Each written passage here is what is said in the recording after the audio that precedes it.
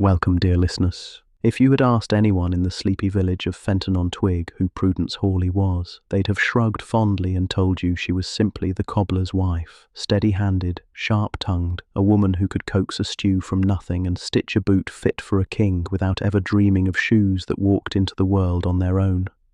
They would not tell you because they did not know that there was something older curled beneath her ribs, something the ancient woods beyond the village recognized like a long-lost friend. And on a night stitched with strange footsteps, fevered whispers, and a map that seemed to breathe, Prudence would discover that her quiet life was never quiet at all. It had merely been waiting for her to walk into the dark and remember what had always been hers. Before we begin, be sure to like, share, and subscribe. It's super amazing how there are so many viewers across the world who enjoys this type of content. Please be sure to drop a comment below to let me know what part of the world you're listening from. I would truly appreciate that. Now, lay back, relax, maybe have some wine with a cozy blanket, and let's travel together, way, way back together. A soft drizzle pattered against the warped shutters, sounding like a procession of half-hearted drummers.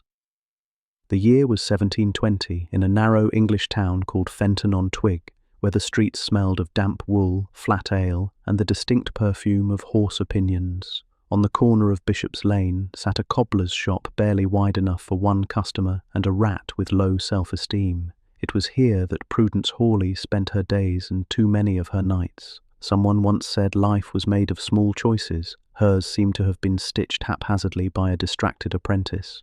Listeners should know that Prudence was not always the cobbler's wife. She simply arrived at that title the way people fall into wells, accidentally, resignedly, and with a splash that no one bothers to write down. Prudence took her first breath on the 14th of April, 1695, in a village so small that its only distinction was that nothing distinguished it. Born to Esther and Silas Wickham, church-going people of the stiff-backed variety, she grew up sandwiched between two brothers. Edwin, who prided himself on never bathing, and Bernard, who prided himself on reminding people that Edwin never bathed. Their cottage had a leaky roof that dripped on everyone equally, except on rainy nights, when it dripped disproportionately on Prudence, though no one had an explanation for why. Her mother claimed God had a sense of humour, and then would laugh in a way that suggested God wasn't the only one. Her earliest years were not noteworthy, mostly wool carding, sweeping soot, and watching village gossip spread faster than the occasional plague. She once dreamed of working in a fine household, polishing silver that didn't chip or flake. Instead, she learned early that dreams were like cream, pleasant, expensive, and spoiled with alarming ease. Her father, when sober, liked to read aloud from the Bible. When drunk, he read from it anyway, often swapping out entire sections with his own opinions. To her young ears, this made perfect sense, but later in life, she suspected the man simply wanted scripture to validate his desire for longer naps. Prudence met her future husband, Bartholomew Hawley, on a Tuesday that insisted upon being as ordinary as possible. He was mending a shoe outside his uncle's bakery, surrounded by crusts of bread so hard they could be used for self-defense. Bartholomew was not handsome in the conventional sense, or any sense truly, but he had an earnestness about him, the sort of face that suggested he'd apologize to furniture after bumping into it. He offered to fix her worn shoes for a shilling she did not have. She offered him a smile she was saving for emergencies. Somehow both left satisfied, proving that economics in love is a strange science. Marriage, as she discovered, came swiftly, not unlike a sneeze you didn't intend but accepted out of politeness. By 1715, Prudence found herself settled in the cobbler's cramped quarters, which doubled as a workshop, an eating space, and a storage area for Bartholomew's half-finished ideas. Their first child, Thomas, was born before Prudence figured out how to properly fold nappies, and their second, Mary, arrived before she learned the virtue of never saying, "How much worse can it get?" aloud. Thomas possessed his father's gentleness and his mother's skepticism, while Mary inherited something less flattering, her Uncle Edwin's talent for never listening. Bartholomew's cobbling brought in a modest income, though modest here means their wealth could be stored in a teacup with room left over for tea. Each morning Prudence swept the workshop, gently shooing away the resident mouse who claimed a corner of the floor and seemed intent on paying rent in crumbs. She stitched leather scraps onto soles, a tedious task made only bearable by her habit of narrating the shoes' imaginary lives, what ball they might attend, what mud they might conquer, whose toes they would eventually blister. Bartholomew found this charming, or at least said so, because husbands with limited shillings often compensate with enthusiastic agreement. Their neighbours were an unimpressive parliament of eccentrics. Mrs. Denby, next door, could identify clouds that resembled people she disliked. Most of them did. Mr. Quibbles, a retired sailor, loudly claimed that Wales had opinions on politics. He would know. He talked to one, or so he said, though the whale apparently cut him off mid-conversation. Prudence suspected half the town was a touch mad, though if she were honest, it made Fenton-on-Twig far more interesting than any city could hope to be. At least in London, she imagined the madness pretended to be respectable. Prudence's days were punctuated by customers who considered themselves experts on shoes, yet wore them like suggestions instead of garments. One morning, a wealthy merchant arrived with boots so profoundly misshapen they couldn't be corrected without divine intervention. When Bartholomew recommended new soles, the man gasped as though asked to part with his very soul. Prudence, equally alarmed, assured him the cost would be reasonable, meaning only 2 days' worth of bread rather than 3. The merchant left dissatisfied but upright, which counted as a minor miracle. Her siblings visited occasionally. Bernard, now a miller, brought sacks of flour accompanied by a running commentary on how everyone in town was doing it wrong, though what "it" was remained unspecified. Edwin would arrive drenched, no matter the weather, claiming it kept his skin youthful. It did not. He believed cleanliness attracted wolves, and as he had never seen a wolf, he considered himself vindicated. Prudence loved them both in the way one loves persistent weather, inevitable, rarely pleasant, but familiar enough to accept without question. On rare afternoons, Prudence and Bartholomew would walk to the riverbank with their children. The river, a sluggish old thing that never pretended to be anything better, creaked along the stones like a tired song. Thomas skipped pebbles, collecting skips like trophies. Mary collected pebbles like pebbles. Bartholomew occasionally attempted poetry, though his verses inevitably returned to leather, thread, and his one lifelong enemy, cheap buckles. Prudence teased him gently, though beneath her laughter lay a strange pride, as though being married to a man so fearlessly unambitious had its own obscure nobility. There were whispers, of course, aren't there always, about money, about the stagnant shop, about how Prudence might have done better had she aimed higher, or simply aimed. Yet she felt content enough, which in 1720 was nearly scandalous. Her days were simple: stitch, cook, sweep, love, complain. It was a rhythm both dull and dependable, like a lullaby sung by someone who had forgotten half the words but hummed convincingly. Had she married a merchant, she might have worn silk. Had she married a farmer, she might have eaten well. Instead, she married a cobbler, so she wore sturdy shoes while carrying baskets of potatoes that judged her silently. One cold winter evening, after the children fell asleep in a heap that defied explanation, Bartholomew laboured over a pair of boots that refused to cooperate. He stabbed his thumb for the 4th time, muttering curses so mild they could be said in church. Prudence watched him with fond exasperation, mending a tear in Thomas's coat. She thought, not for the first time, that life was like stitching, one long meandering thread trying to hold everything together, often resulting in uneven seams no one saw until too late. But she leaned against him, feeling his warmth and the faint smell of tallow and leather, and decided uneven seams had their charm. The winter crept on with all the grace of a dying goose, and the cobbler's shop persisted, stubborn as ever. Rumours of plague flickered in tavern corners, though the citizens of Fenton-on-Twig were too busy tripping over their own anxieties to listen closely. Prudence, now accustomed to life's unpredictability, simply counted her blessings: 2 healthy children, a steady-handed husband, and a mouse who finally learned not to sleep in her wool basket. It was not a story remarkable enough to tell, and yet it was hers, cobbled together, piece by tiny piece, and worn comfortably over time. The spring of 1721 tiptoed into Fenton-on-Twig like a house guest unsure if they were welcome. The trees budded shyly, the river remembered how to move with purpose, and the cobbler's shop leaked in new and interesting places, chiefly onto Prudence's side of the bed. Bartholomew claimed the roof simply needed time to consider its options, which Prudence thought was a flattering way of saying it had given up. Life carried on in a jumble of wet socks, stubborn shoes, and the occasional revelation that the children preferred mud pies to real ones. Still, there was an optimism in the air, the kind that makes people think their lives might change, despite overwhelming evidence to the contrary. It was during this questionable optimism that Prudence learned she was expecting her third child. The revelation arrived when she found herself weeping over a loaf of bread that looked particularly hopeful. She suspected motherhood had made her soft, or perhaps the bread was simply more encouraging than most people she knew.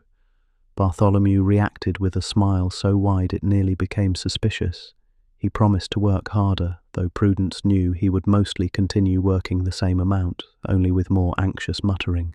She longed briefly for a life where children arrived with instructions stitched into their blankets, but then again, she had never followed directions particularly well. Her cravings were peculiar: pickled onions dipped in honey and roasted eel with a hint of despair. Bartholomew, eager to please, sought out these delicacies, returning home with triumph in his eyes and a bouquet of wilted herbs that died a second time upon entering the room. Thomas found this hilarious. Mary found it confusing. Prudence found it regrettable. Yet somehow this chaos made her feel profoundly alive, a reminder that even in a cramped shop with a leaky roof, new beginnings could arrive like uninvited guests who ate everything but left joy behind. During this time, the shop experienced a strange boom in business. Perhaps spring improved everyone's mood, or maybe several townsfolk simply realized they'd been walking on patched dreams for too long. Bartholomew took in boots from farmers, slippers from clergy, and even a pair of fashionable shoes belonging to a woman rumored to have 3 husbands, 2 alive, 1 missing in a suspiciously cheerful wedding portrait. Prudence said nothing, though she wondered if shoes carried the secrets of their owners, and if so, whether she should start listening more carefully when she stitched. Prudence's younger brother Bernard arrived one afternoon carrying a sack of flour large enough to smother a small family. He announced grandly that wheat prices were changing, again, and everyone should panic, preferably in his shop, so he could offer calming advice at a reasonable fee. Before Prudence could ask how flour could calm anyone, Bernard had launched into a tirade about the new mill in the next town over. Apparently, its wheels spun too quickly, producing flour so fine it offended him personally. Prudence nodded through his complaints, offering tea, which he refused, preferring to keep his throat clear for further grievances. Edwin visited shortly after, tracking in mud and the unmistakable scent of questionable life choices. He claimed to have taken up gardening, though his idea of gardening seemed to involve aggressively staring at the soil until it produced something out of discomfort. He gifted Prudence a single wilted carrot, which he swore had medicinal properties if boiled 3 times and whispered to. She thanked him and quietly fed it to the mouse, who sniffed it once and went back to chewing respectable leather scraps. Edwin declared this a compliment to the carrot's complexity before wandering off to yell at a passing cloud. The baby arrived on a mild October morning when the sky was the colour of unpolished tin and the town smelled faintly of overripe apples. Prudence had intended to birth the child quietly, but her predictions were notoriously optimistic. Thomas paced nervously. Mary stared as though her mother were performing a magic trick.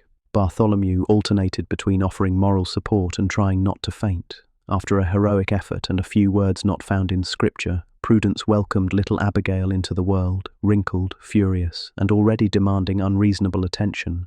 The midwife declared her healthy with the confidence of someone who had seen many babies and knew they were all essentially the same, just louder or angrier. Abigail proved to be the loud sort. Nights were spent soothing her screams, which could alarm sheep in neighbouring towns.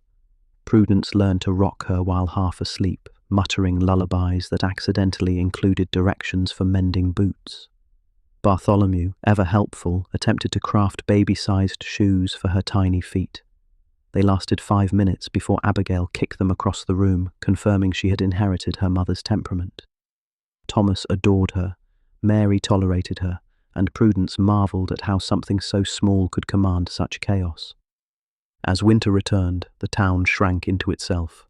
Snow fell like persistent gossip, sticking to roofs, windows, and the edges of everyone's patience.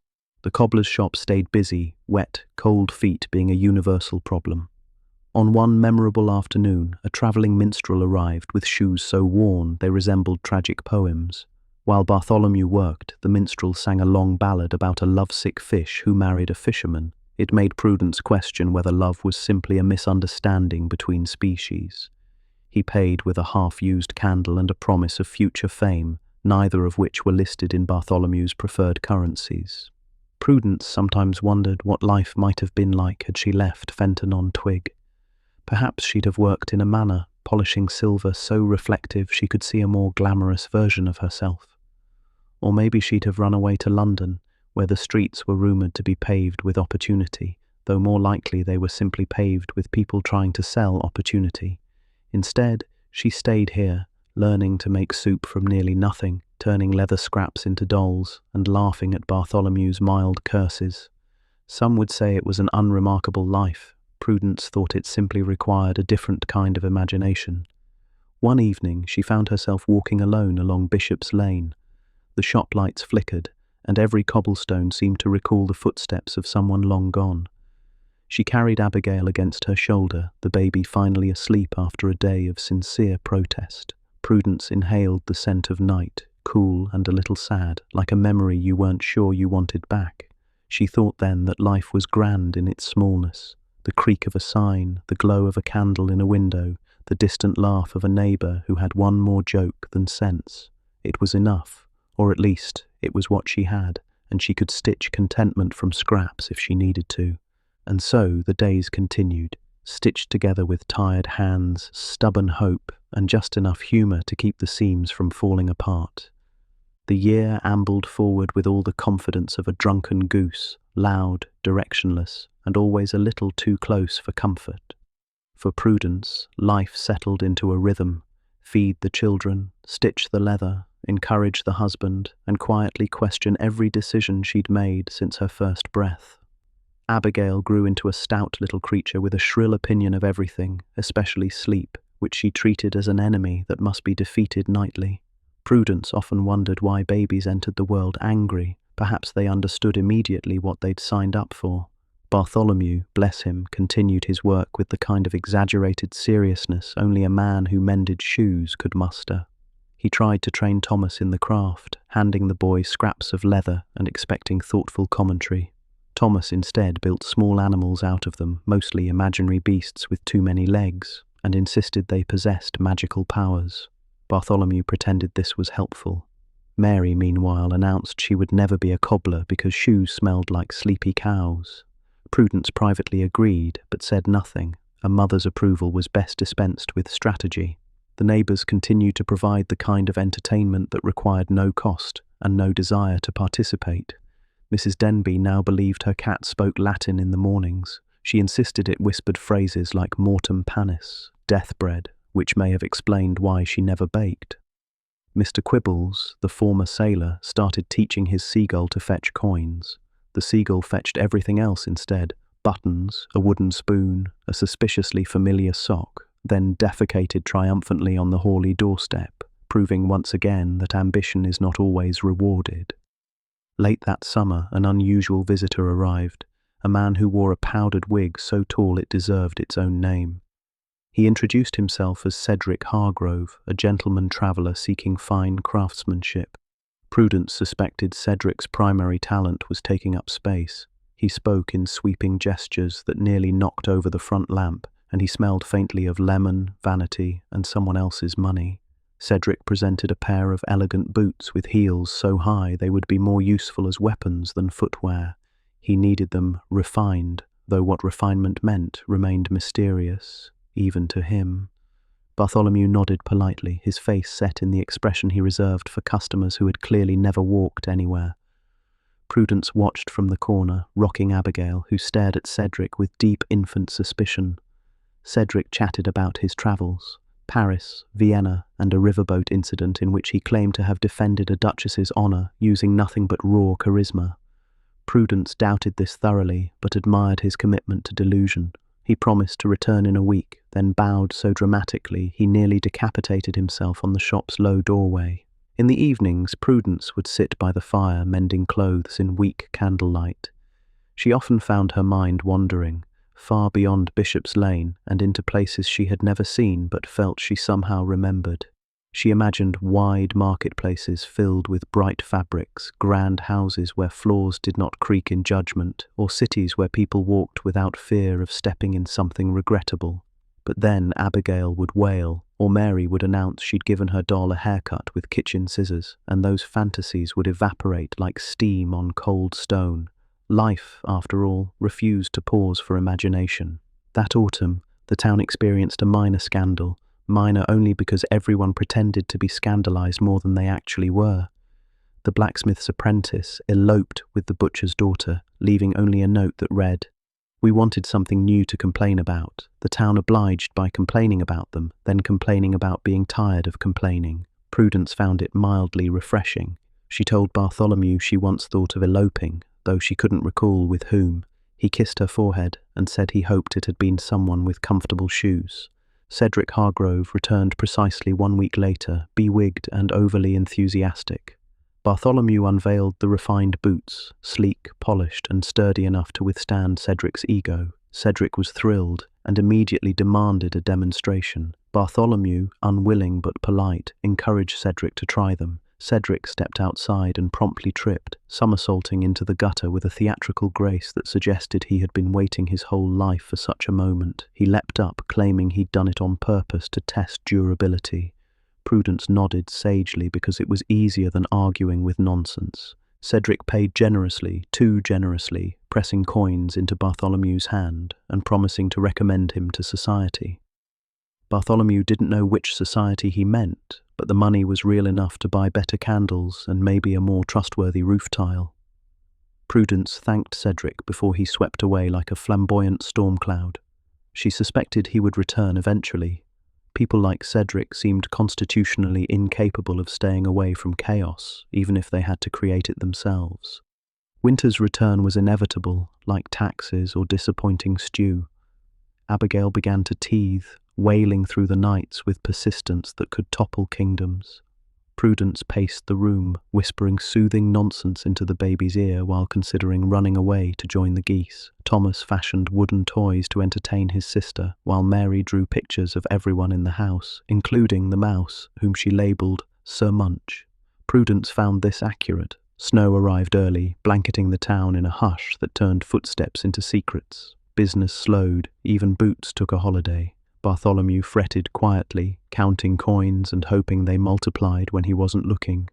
Prudence reassured him the way wives have reassured husbands since time began, gently, honestly, and with lies if necessary. She reminded him that winter always passed, that boots always wore out, and that even poor cobblers had purpose. He nodded, though looked only half convinced. Some truths were easier to stitch than believe. During one particularly frigid stretch, Prudence caught a cold so severe she sounded like she'd swallowed gravel. She carried on anyway, stubbornly stirring soup and sewing patches with the grace of someone who refused to be defeated by mucus. Bartholomew urged her to rest. She countered that rest was for aristocrats and the dead. He tried to brew a tonic, mostly herbs, hope, and a prayer misquoted from scripture. It tasted like regret, but helped a little. By week's end, Prudence declared herself cured, or at least too busy to remain sick.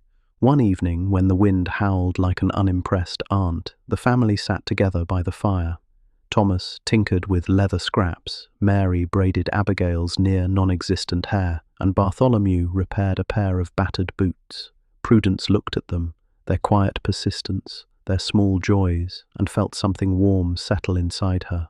It wasn't glamour or grandeur. It was nothing anyone would envy, but it was theirs, jagged, patched, mismatched, and somehow beautiful. Outside, the snow continued to fall, burying the world in cold softness. And inside, the Hawleys, in all their peculiar ordinariness, carried on, stitching life together one stubborn thread at a time. The new year arrived without fanfare. Just a wheeze of cold air slipping beneath the door and the vague suspicion that time passed mostly to inconvenience people. Fenton-on-Twig remained stubbornly itself, full of eccentric citizens, wandering chickens who respected no boundary, and cobblestones that took personal pleasure in tripping the inattentive. Prudence greeted the first dawn of 1722 holding Abigail, who was busy attempting to chew the world into submission. Thomas and Mary slept in a heap resembling a small livestock pile, while Bartholomew snored gently, a man at peace, or at least pretending. By mid-January, the shop's roof began to leak again, dripping rhythmically into a tin basin that Prudence moved around like a reluctant dance partner. Water had a special fondness for her side of the bed, though the roof seemed open-minded, dripping on everything equally when it rained sideways. Bartholomew promised, again, to speak with Owen the roofer, though Owen's idea of repairing roofs involved prayer and vague optimism. Prudence thought that if the Almighty really wanted to fix the roof, he'd have done it already, but she kept such opinions to herself, mostly. Business trickled in as slowly as molasses left in a cold pantry. Farmers arrived with mud-clogged boots, clergymen dropped off shoes silent with piety, but loud with wear. A nobleman's butler delivered a pair of slippers so delicate that Prudence wondered whether they were meant for feet or for admiring from afar. Bartholomew took each task with the solemnity of a surgeon. Prudence suspected he had more compassion for shoes than he did for himself. If he ever found a pair of boots with heartbreak, she was certain he'd weep. Thomas spent his afternoons lurking near the workbench, crafting monsters from leftover leather scraps, fearsome, six-eyed beasts that looked like boots gone rogue. He named them things like Sir Snagglehook, Duke Clatterfang, and Baron Toe Gobble. Bartholomew encouraged the creativity, though worried they would someday be mistaken for actual commissions. Mary, meanwhile, devoted herself to helping with Abigail, mostly by narrating complicated stories the baby ignored.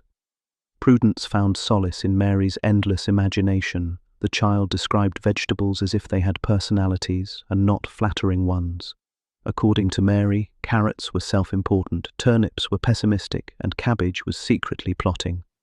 Winter brought a quiet that seeped into bones. The town's gossip froze mid-air, preserved until spring thaw.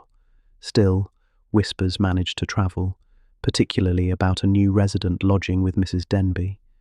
He was described as an apothecary, though Mrs. Denby insisted he was something more, usually said with raised brows that suggested scandal or indigestion. His name was Elias Thorne, and he spoke little, but walked with the confidence of someone accustomed to both city life and dramatic entrances. Prudence first encountered him outside the shop on a Tuesday that smelled faintly of onions and regret. Elias asked for boot repairs, his voice low and steady, like someone who had opinions that could topple empires but chose not to share them for now. His eyes were sharp, curious, and too observant for Prudence's liking. He examined the shop with polite interest, remarking that it felt lived in, which Prudence translated as cluttered and vaguely alarming. Bartholomew promised his boots would be ready in 3 days. Elias nodded, thanked them, and departed in silence, leaving the shop feeling oddly smaller, or perhaps simply aware of its own imperfections. That evening, Prudence could not resist mentioning him during supper. Bartholomew grunted thoughtfully and resumed chewing his questionable stew, an experiment with carrots that tasted like they had lived too long. Mary claimed Elias looked like a man who talked to ghosts. Thomas suggested the ghosts probably talked back. Abigail tried to grab the spoon and stab the air. Prudence concluded that her family's opinions were varied, but uniformly unhelpful. 3 days later, Elias returned, punctual as a sermon. He inspected the boots with the seriousness of a judge, then smiled, just slightly, which was enough to make Prudence wonder whether he smiled only on holidays. He paid with silver coins and a small packet of dried leaves, insisting they helped soothe colds when brewed. Bartholomew accepted them graciously. Prudence accepted them skeptically. She was not inclined to drink anything that might have once been mistaken for a shrub with ambition. Spring softened the town. Snow melted into timid mud, and a parade of green tips emerged from the earth, trying very hard. The river, tired of pretending to be a frozen board, began murmuring again. With warmth came more work. Travellers, festival-goers, and one frantic woman who claimed her shoes had been cursed by her husband's mistress. Bartholomew mended them anyway, though quietly suggested the curse seemed more emotional than leather-related. Abigail learned to crawl, a development that thrilled everyone until it proved catastrophic. The child moved like a determined cabbage, elbows and knees pushing her across the floor with unsettling purpose. Prudence found her chewing on slippers, bits of thread, and once, alarmingly, a dead fly. After that, Prudence kept Abigail near while she worked, though the baby still found ways to cause havoc, unspooling thread, tipping baskets, and attacking the mouse with pure enthusiasm. Sir Munch, seasoned in survival, escaped to the safety of the pantry. It was during one such chaotic afternoon that Mrs. Denby burst through the door without knocking, panting as though pursued by invisible wolves. She declared, in a stage whisper that shook dust from the rafters, that Elias Thorne was experimenting in her attic. Prudence raised a brow, curious and mildly amused. Mrs. Denby claimed she heard glass clinking, water bubbling, and once, a small explosion followed by an odour strongly resembling singed beard. No further explanation was given, though Mrs. Denby insisted she was worried for the safety of the cobblestones. News travelled fast. Soon half the town had opinions. Some believed Elias was creating medicines, others suspected potions. Mr. Quibbles suggested he was communicating with whales through smoke. Prudence wanted to dismiss the gossip, but she did notice that Elias's window glowed late into the night, and occasionally strange smells drifted on the evening breeze. Lavender, smoke, and something that reminded her vaguely of pickled onions. Bartholomew assured her it was nothing. Prudence nodded, pretending to agree, but listened anyway. A week later, Elias fell ill, fevered, delirious, his once sharp eyes clouded. Mrs. Denby arrived at the shop, demanding assistance because Prudence looked sensible enough, a compliment so backhanded it nearly circled the earth. Bartholomew offered to fetch the physician, but Mrs. Denby insisted the physician only liked to diagnose people with bad humours and worse personalities. Prudence sighed, handed Abigail to Mary, and followed. Elias lay pale on the bed, muttering in half-formed whispers. Glass jars littered his table, filled with mysterious liquids. Prudence ignored them. She brewed tea with the dried leaves Elias had gifted, and to her surprise, the fever eased. By morning, Elias slept more soundly than anyone in Fenton-on-Twig had any right to. Mrs. Denby declared Prudence a miracle worker. Prudence declared it dumb luck. Elias, when he woke, declared nothing, just smiled faintly at Prudence and promised to repay her kindness. He would, just not in an ordinary way. Elias recovered slowly, like a man negotiating his way back into his own body. The fever left him pale and thin, his powdered wig sitting lopsided on his head like it too was unsure what had happened. He walked with a slight wobble, as though the floorboards had become mischievous beneath his feet, and though Mrs. Denby continued to hover protectively, Prudence suspected he was now more bemused than ill. Word around town claimed he owed his life to Prudence's healing hands, which was particularly amusing because Prudence had simply guessed and brewed whatever smelled least threatening. Still, in a village that made scandal out of teacups, this was enough to elevate her to something approaching local legend. Elias arrived at the shop just a few days later, leaning on a walking stick, not because he needed to, but because it seemed to delight him to do so. His dark hair, freed from the tyranny of the wig, fell in soft waves, making him look less mysterious alchemist and more exhausted poet. Bartholomew greeted him with warmth, though he kept glancing at Elias's boots, as if eager to assess whether they had survived the illness better than their owner. Elias thanked Prudence for saving his life in a tone so earnest it made her uncomfortable. She told him she had merely prevented him from dying awkwardly in Mrs. Denby's attic, which would have been inconvenient for everyone involved. To repay her, Elias presented a small wooden box with a lid carved in spirals. He insisted she open it later when the knight felt curious. It was a strange request, especially given that knights in Fenton-on-Twig were always curious, full of questionable cats, suspicious shadows, and neighbours who whispered to vegetables. Prudence accepted the box anyway because refusing it felt rude, and because her curiosity was stronger than her caution, an unfortunate trait that had led to several regrettable hairstyles in her youth. That evening, after the children were asleep, Thomas snoring into his pillow, Mary curled around her doll, and Abigail attempting to bite her blanket into submission, Prudence sat by the hearth and opened the box. Inside lay a small vial filled with a pale amber liquid, swirling as though it had private opinions. A folded scrap of parchment sat beside it. The writing, in elegant script, simply read, "For truth, spoken softly." Prudence turned the vial in her hand, uncertain whether it was medicine, perfume, poison, or something delightfully in between. She considered drinking it, then considered not dying that evening, and placed it on the mantel where it could mind its own business. In the following days, Elias appeared more frequently, always with a polite knock and the gentle confidence of someone who knew how to not overstay his welcome, even when he fully intended to. He and Bartholomew discussed boots, leather, and the fine balance of form and function. Elias admired Bartholomew's craftsmanship, which made Bartholomew glow like a hearth log catching flame. Prudence, amused by this sudden friendship, noticed that Elias lingered in conversation with her as well, asking about her past, her children, her dreams. She answered cautiously, though his manner had a disarming softness that made truth slip out like thread through a skilled needle. One afternoon, as Prudence stitched a stubborn seam, Elias told her he had not always been an apothecary. He had studied in London, then in France, then in places he described only as where people dream in different shapes. He said his work sought to understand why some people broke and others bent, and whether bending could sometimes become its own strength. Prudence felt oddly seen, as though he'd peered through her patched exterior into all the fragile places she rarely acknowledged. She disliked that, and liked it too, which was inconvenient. Spring festivals arrived, bringing colour, noise, and opportunities to regret eating too much. Tents popped up like mushrooms, bright fabrics housing merchants, musicians, and a handful of questionable entertainers. One man balanced spoons on his face while singing. Another attempted to wrestle a chicken for money. The chicken won. The children were enthralled. Thomas insisted on purchasing a painted wooden whistle that made a sound like a goose with indigestion. Mary chose a ribbon so bright it offended the sky. Abigail tried to eat a candle. Prudence intervened only at the last possible moment. Bartholomew watched their joy with quiet contentment. He bought Prudence a small pastry dusted with sugar, though it crumbled before she could eat it properly.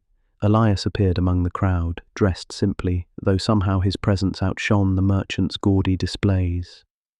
He bought the children sweets, conversed with Bartholomew about the quality of cobbler tools, and offered Prudence a piece of candied lemon peels that tasted sweet and oddly thoughtful. Later, as dusk softened the world, Elias and Prudence found themselves standing by the riverbank. Lanterns floated upon the water, drifting like small dreams. The air hummed with laughter, music, and the faint scent of smoke and sugared almonds. Prudence, rocked by the hour and the quiet magic of the scene, spoke of her childhood, the roof that leaked on her deliberately, the brothers who competed at being insufferable, the dreams she once held like delicate glass. Elias listened intently, as though her words held alchemical secrets. He then confessed that he envied her, the way she could weave order from chaos, the way laughter still found her despite narrow rooms and stubborn circumstances. Prudence snorted, insisting that what he saw as strength was mostly stubbornness and good lighting. He smiled, saying that sometimes stubbornness was simply strength in comfortable shoes. She rolled her eyes but pocketed the compliment, intending to examine it later when no one was looking. Weeks passed. Elias became part of the town in the way a strange but pleasant dream can become part of a morning, lingering, reshaping the day subtly. Yet there were whispers too, always whispers. Some said he came from disgraced lineage. Others believed he practiced secret arts. Mrs. Denby declared him entirely harmless, except when he boiled things unsupervised. Mr. Quibbles became convinced Elias could talk to whales and began leaving messages for them at Riverside, written in incomprehensible scribbles. Through it all, Prudence balanced life's demands, feeding children who believed sleep was optional, stitching shoes that had survived too many poor decisions, and navigating the strange, quiet pull of friendship with a man who never quite fit anywhere but here. Bartholomew noticed, of course, because he was gentle, not blind. He said nothing, choosing instead to trust in Prudence, trust in their patched-together life, trust in the strange fate that had brought them all to this tiny town. And Prudence, sharp-eyed, stubborn, tender, felt a shifting in the air, as though something new were arriving, not unwelcome, just not simple. One night, unable to sleep, she rose quietly and approached the mantel. The amber vial still sat where she had left it, catching moonlight like a secret. She lifted it, weighed it, wondered. Outside, the town dozed. Inside, Prudence held a choice. and choices, like shoes, carry journeys inside them, whether you walk or not. The moon hung low over Fenton Twig, a pale coin someone had forgotten to put away. Prudence stood by the hearth, the little amber vial glinting between her fingers.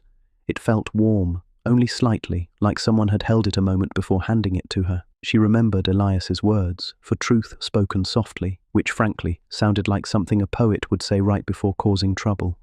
Prudence, who had enough trouble in the form of 3 small children and a husband who apologized to furniture, debated putting the vial back where it belonged, on the shelf with other questionable objects she planned to never acknowledge. But curiosity is a beast, and Prudence had always been unnervingly hospitable. Before she could decide, a floorboard creaked. Bartholomew stirred in his sleep, snoring, then muttering half a prayer for God to bless all leather materials. The children slept in their disordered pile. Abigail sprawled like a tiny tyrant who ruled the mattress without mercy. Prudence felt a familiar tug, the desire to be reckless in a life that frowned upon recklessness. She uncorked the vial.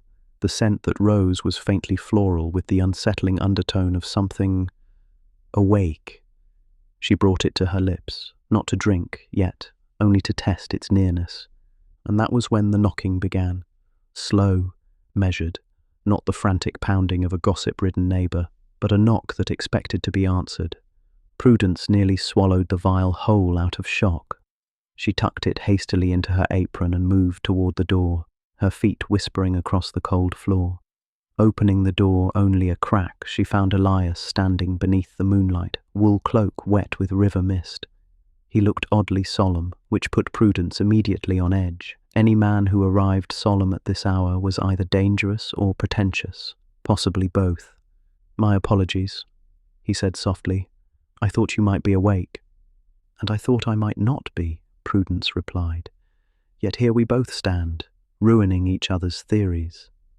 Elias smiled faintly, that elusive, almost reluctant smile. He asked if he might speak with her, though Prudence suspected he would do so regardless.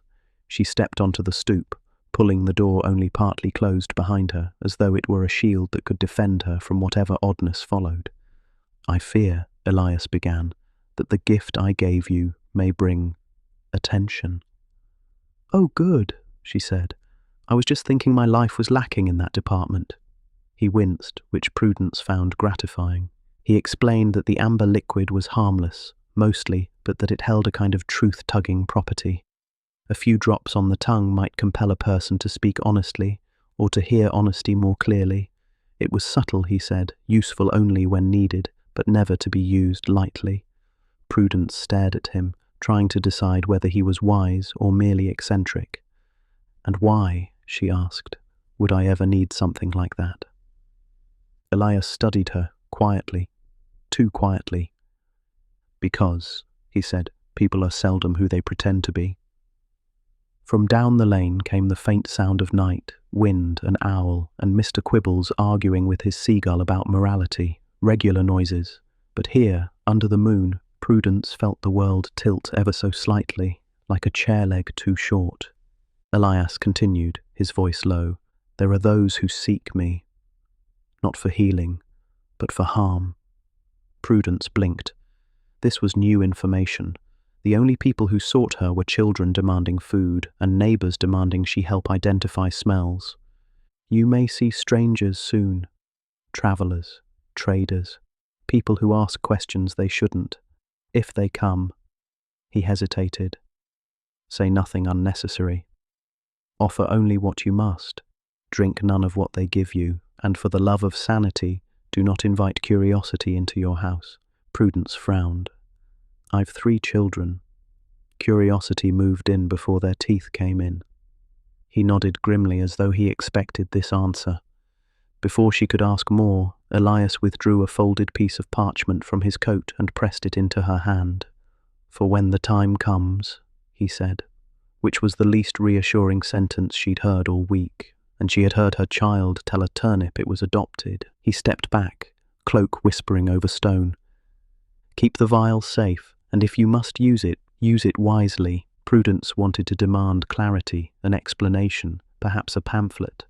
But Elias bowed and left, disappearing into the mist with the indecency of someone who drops a mystery at your feet and expects you to sleep afterward. She stared at the parchment, then at the street, then at the moon, which refused to apologize for witnessing all this. Inside, Abigail murmured in her sleep, an infant protest, soft but impatient. Prudence slipped back indoors, locking the door behind her as though that glass and wood could repel whatever Elias feared. She sat at the table and opened the parchment. It wasn't a warning, not instructions. It was a map, roughly drawn, leading into the woods beyond the river, to a place marked only with a single symbol, -- a circle with 3 small lines branching outward like rays from the sun. The symbol meant nothing, or meant too much. She set it aside, tucked the vial beneath a loose floorboard, and went to bed, telling herself that morning would make everything more reasonable. It did not. The next day the town awoke to visitors. Strangers, 3 of them, arrived just as the sun was stretching across rooftops. They wore travelling cloaks, dusty boots, and expressions that suggested they took life very seriously, possibly because life took them seriously first. They spoke little, watched much, and asked for directions to Mrs. Denby's lodgings. This would not have alarmed Prudence much, except that they avoided Elias entirely. They watched him from a distance, spoke only when he left the street, and once, just once, one of them looked directly at Prudence's window, as though he knew someone was watching from behind the curtain. Prudence ducked so quickly she nearly head-butted the sill. Bartholomew noticed none of this. He was busy fixing a shoe whose owner insisted it squeaked because it was haunted. But Prudence saw, and Prudence wondered. By evening, the strangers were still in town, still watching. Elias did not appear. The children were restless. Mary insisted her doll was worried. Thomas asked why strangers looked at people like puzzles. Abigail chewed a spoon. Prudence tried to calm them, though she found herself glancing toward the door every few minutes, unsure what she expected, but certain she wouldn't like it. Night came, heavy and silent. Prudence checked the floorboard where the vial was hidden. Still there, but she felt no safer. She lay beside Bartholomew, whose snores rose and fell like a broken hymn. She stared at the beams above, thinking of maps and warnings and truths spoken softly. Sleep, when it found her, delivered a dream of the woods, the trees shifting, whispering secrets she could almost hear. She walked toward the circle marked on the map. Something waited there, not frightening, not comforting, just expecting. When she woke, the candle beside her had burned down to its wick. The morning light pressed at the window, and outside, the strangers were gone. Every one of them, without a trace. Elias did not return that day, or the next, and Prudence, cobbler's wife, mother of 3, reluctant steward of mystery, felt the world tilt again. Some journeys begin with a choice. Others begin when choice is stolen, but this one began with a vial tucked beneath the floor and a map waiting to be followed. And Prudence, despite every sensible protest screaming in her bones, felt the pull of the woods. Quiet, persistent, inevitable. The morning crept into Fenton on Twig like someone apologizing for being late but unwilling to explain why. Mist clung to the cobbles, soft and stubborn, and Prudence moved through it with the vague determination of a woman who'd slept poorly and blamed the universe rather than her own thoughts. She dressed the children, Thomas first because he argued least, Mary second because she argued most, and Abigail last because she believed clothing was a personal insult. Prudence's hands went through familiar motions, but her mind was elsewhere, wandering between the memory of Elias's visit and the map tucked in her apron drawer, folded so precisely that she suspected it folded her rather than the other way around. Bartholomew was already in the shop, humming tunelessly as he arranged his tools with haphazard reverence. He was a good man, which was both a comfort and a burden. Good men didn't see shadows unless they were tripping over them. Footsteps came down the lane, hoofbeats, the shuffle of wheels, and Prudence's breath caught, expecting to see the strangers return, but it was only the milk cart pulled by a cow who looked like she resented her entire profession. Prudence sighed, grateful for such familiar disappointment. Milk was safe. Milk never brought maps or warnings in the night.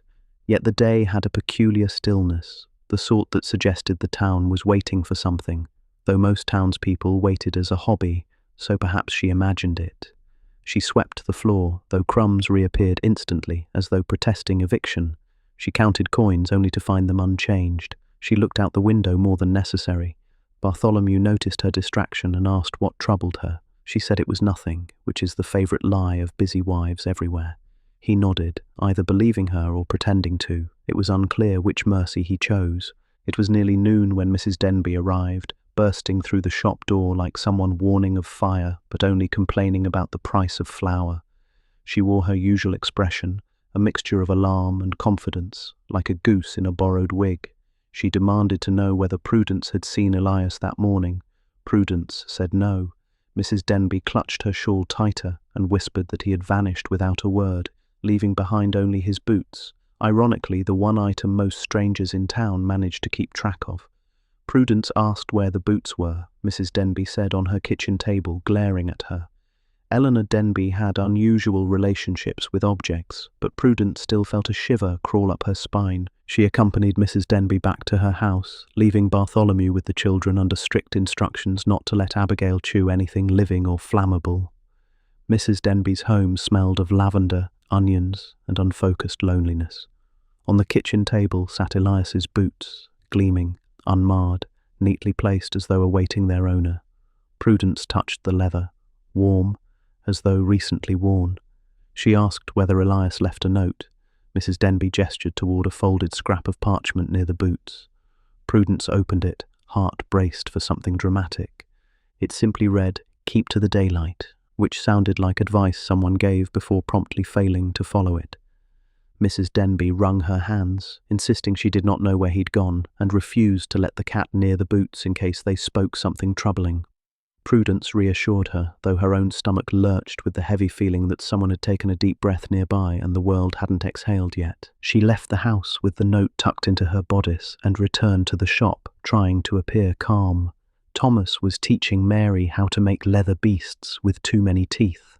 Abigail was shrieking at a spoon. Bartholomew, hands stained with polish, smiled at her with quiet relief. In that moment, Prudence wondered if Elias's absence would be a blessing, if his arrival had been the pebble that set unwanted ripples moving. The town had functioned just fine before a mysterious, clever man with nice hair showed up.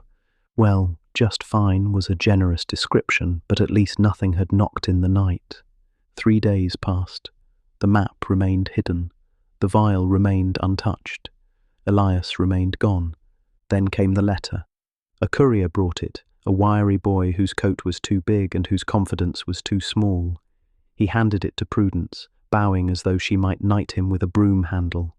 The envelope held no name on the outside, only a circle with 3 little rays, matching the map.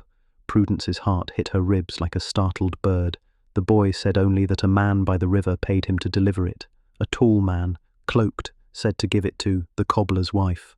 Prudence shut the door, hands trembling slightly. She opened the letter alone by the small table, Bartholomew and the children out back, feeding scraps to something Thomas insisted was a garden spirit, likely a rat. The paper inside was thick, smooth, and smelled faintly of herbs. The writing was sharp, elegant, and not Elias's. "You have something that belongs to us. Return it to the marked place at dawn. Tell no one, no signature, no instructions on what it was." But Prudence knew. Of course she knew. People never borrowed sugar under threat. They borrowed danger. She folded the letter, pressing creases with a steadiness she did not feel. She placed it beside the vial under the floorboard, as though proximity might help them conspire. She said nothing at supper, though Bartholomew asked if she felt well. She replied her stomach was unsettled, which was true, though perhaps not for reasons he suspected. The children chattered about nothing and everything, Thomas describing a beetle that bulldozed ants, Mary claiming her doll knew secrets, Abigail trying to slap mashed carrots into submission. Life felt normal, annoyingly so, the same way a storm sometimes hides behind sunshine to make its entrance more dramatic. Night stretched long, taut as thread pulled too tight. She tossed, she turned. Bartholomew slept like someone too decent to worry about shadows. Prudence stared at the ceiling, watching moonlight move like cautious footsteps. She thought about the woods beyond the river, dark, tangled, felt by the town but seldom entered. She thought of the symbol, The strangers, the boots, the map, Elias disappearing like a note snatched by wind. She rose long before dawn. The house lay still, breathing softly. She dressed quietly, tucking the vial and letter into her apron, wrapped the map around them, and pulled on sturdy shoes, Bartholomew's work, though she had never needed them more than now. She paused at the children's bedside, pressed a kiss to each small forehead. They did not stir. Abigail snored like a tiny grieving goose. She looked at Bartholomew, his mouth open, dreaming of leather or clouds. She considered waking him, but the letter had said tell no one, and Prudence, though stubborn, was not reckless enough to bring her family into danger without reason. She slipped outside. The air was still, holding its breath. Frost clung to rooftops in pale lace. The river muttered to itself, low and secretive, as though discussing the matters of those who dared walk so early. Prudence held the map against the lantern's dim glow, following its path along the riverbank and over the wooden bridge whose boards complained beneath her weight. The forest ahead waited with silent openness, no birdsong, no rustle, just a great listening. She entered. The trees closed behind her, not physically, but with the quiet authority of a courtroom. Damp earth softened her steps. The trail was faint, but the marked symbol seemed to pulse in her mind, guiding her deeper into shadow. She walked carefully, aware of everything, the hush, the smell of moss, the feeling that her life had shrunk to a single thread stretching toward something she was not ready to name. The woods grew darker. Time grew unsure. She felt watched, not hunted, just noticed. Finally, she reached it. A clearing bathed in pale dawn, ringed with stones arranged in a circle like teeth around a secret. In its center stood a low wooden table. On it, a single object, a small sealed jar filled with clear liquid, shimmering faintly. The jar was not what she brought. It was what she was meant to trade. Prudence placed Elias's vial on the table, then waited. The trees held their breath. Then, soft footsteps approached. 3 figures emerged from the shadowed edge of the clearing, cloaked, silent, their faces hidden. The center figure moved forward, reaching for the vial. Prudence's hand twitched, not out of fear, but instinct. Before she could speak, the figure paused, then looked directly at her, not at her hands, not at the vial, at her, and in a voice rough as stone and old as rain, it said, "You're not the one who was meant to bring it." The clearing tightened, suddenly smaller. The trees leaned in. Prudence swallowed. "Bad luck," she whispered. "I'm what you've got." A silence followed, long enough to qualify as rude. Then the figure raised a gloved hand, palm toward her, not threatening, only measuring. "Where is he?" it asked. Prudence knew who they meant. "I don't know." The figure studied her, then surprisingly laughed, soft, amused, dangerous. "You speak true," it said. Prudence blinked, unsure how it knew. Her apron felt suddenly heavier. "You carry another truth," the figure murmured. "May we see it?" Her heartbeat thudded. They wanted the map, or the letter, or both. Prudence's hand hovered near her apron, when suddenly a call echoed through the trees, sharp, urgent, familiar. "Prudence!" She spun. Bartholomew stood at the clearing's edge, pale, breathless, holding Abigail, who looked delighted to be outside before breakfast. Bartholomew took one step forward, and the 3 cloaked figures stepped back, then vanished, not into the trees, but gone, as though the forest itself had swallowed them. Prudence stared. Bartholomew stared. Abigail burped. Prudence realized her hands were shaking. Bartholomew rushed to her, confused, frightened, asking what she was doing out here, what had just happened, why Abigail now smelled like mint. Prudence had no reasonable answer, so she did the most unreasonable thing possible. She pocketed the jar left on the table, took her husband's hand, lifted her baby, and began the long walk home. Nothing was said, everything was different. The trees watched them go. And Prudence Hawley began to understand that whatever this was, whatever had arrived in their quiet town, it would not leave quietly, not now, not ever. Bartholomew did not ask questions right away, the way a wiser man might have done. He simply walked beside Prudence, carrying Abigail as though the baby were a lantern guiding them out of the trees. Prudence clutched the newly acquired jar, the clear one left on the table, so tightly her fingers stung. Dawn was only beginning to pry at the sky. The forest felt not relieved to see them go, but thoughtful, as though trying to decide whether it should have kept them. The wooden bridge groaned beneath their steps. The river whispered secrets against its banks, secrets Prudence deliberately ignored. Silence stretched between them all the way back to Bishop's Lane, where familiar rooftops peeked through mist like curious neighbours.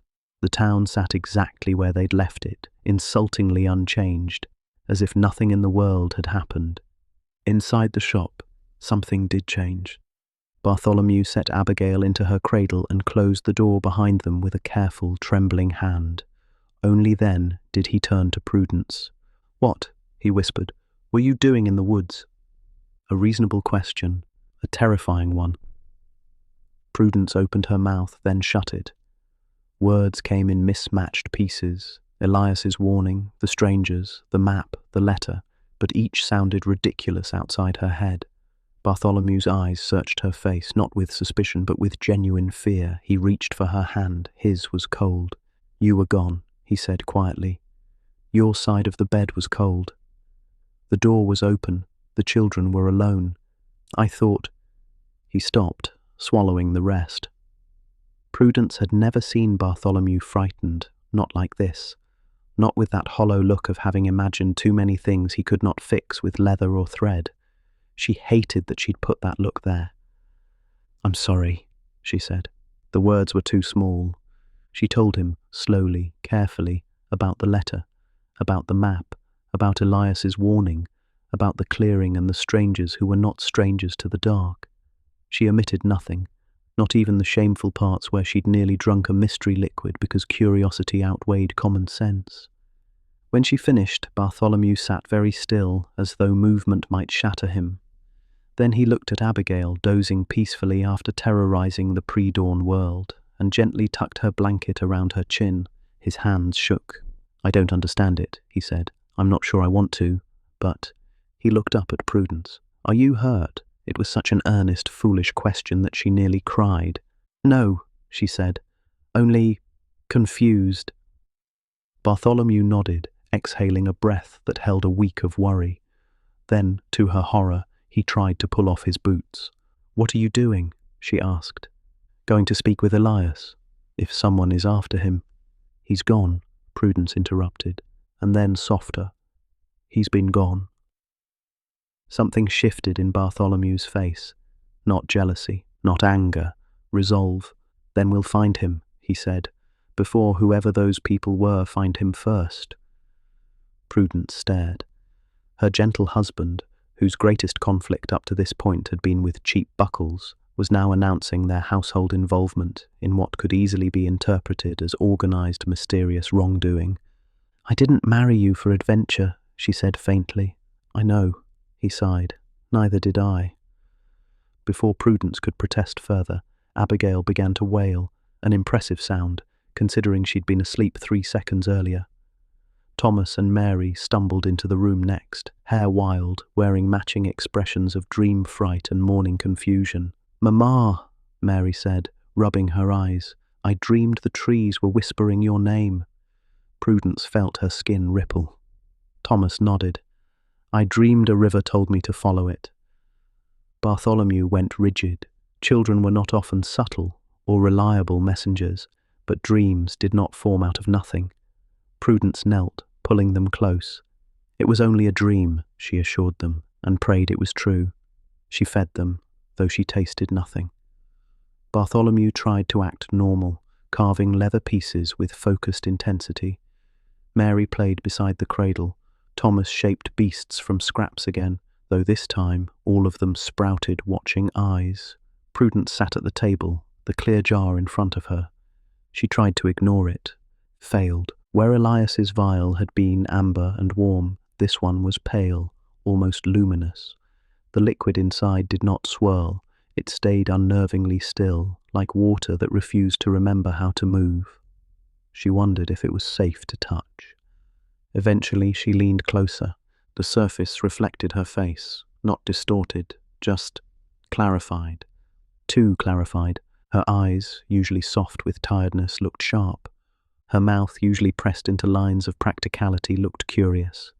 Too curious. Something inside her stirred, Bartholomew noticed.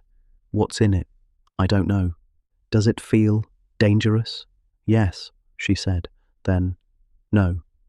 Then, both.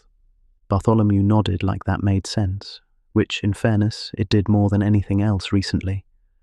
They hid the jar beneath the same floorboard where the amber vial rested, as though the two might keep each other company. Prudence wondered which one was the wolf and which was the sheep, or if they both wore sheep's clothing over sharper teeth. Days passed, slow, tense. No more strangers came. Elias did not return. The map remained folded, but not quiet. Sometimes Prudence felt its presence like a whisper against her ribs, urging her back to the woods, to the circle, to the place where answers lingered just outside reach. Bartholomew watched her as though afraid she might vanish again. Even Thomas and Mary seemed to follow her more closely, as if playing at guarding her from invisible things. Abigail chewed everything in sight. Vigilance was exhausting, and yet life continued. Shoes still needed mending. The mouse still stole crumbs. Mrs. Denby still misdiagnosed neighbours with diseases she invented. But beneath it all, the quiet was different. Not calm, but waiting. Then, one crisp morning, a knock came again. A single knock. Soft and intentional. Prudence froze. Bartholomew rose slowly, lifting a mallet instead of a polite greeting. Prudence opened the door. No one stood there, only a basket. Inside lay a folded cloth, deep green, embroidered with the same sun-ray symbol as the map. Beneath it, a pair of shoes. Beautifully made, perfectly fitted, to her size. A note atop them read, "For the path you have already chosen." Bartholomew frowned. "You didn't choose anything," he said. But Prudence knew. Some paths choose you long before you realize you're walking them. She lifted the shoes. They felt alive beneath her fingertips, not threatening, not warm, just present. Bartholomew looked from Prudence to the forest, still visible beyond the rooftops. "Are you going back?" he asked. She hadn't decided, but the map in her apron seemed to pulse. The trees, in memory, whispered her name, and somewhere, Elias was missing. Prudence swallowed. "Maybe." Bartholomew nodded once. Then, to her surprise, he said, "Then I'm coming with you." Prudence looked at him, a quiet cobbler, a man who stitched shoes and whispered apologies to tables, who loved gently and worried honestly. "I don't know what we're walking into," she whispered. He squeezed her hand. "I do," he said, "something bigger than us." He glanced at the children. Thomas watching with wide eyes, Mary hugging her doll, Abigail chewing the table leg. "We'll find someone to watch them," he said. "Someone safe." Prudence raised an eyebrow. "In this town?" He hesitated. "Safe-ish." She almost laughed. Almost. But instead she looked down at the shoes. Green cloth shimmering in the light, stitched with threads she didn't recognize. A gift, or a warning, or both. She held them to her chest. "We'll need help," she murmured.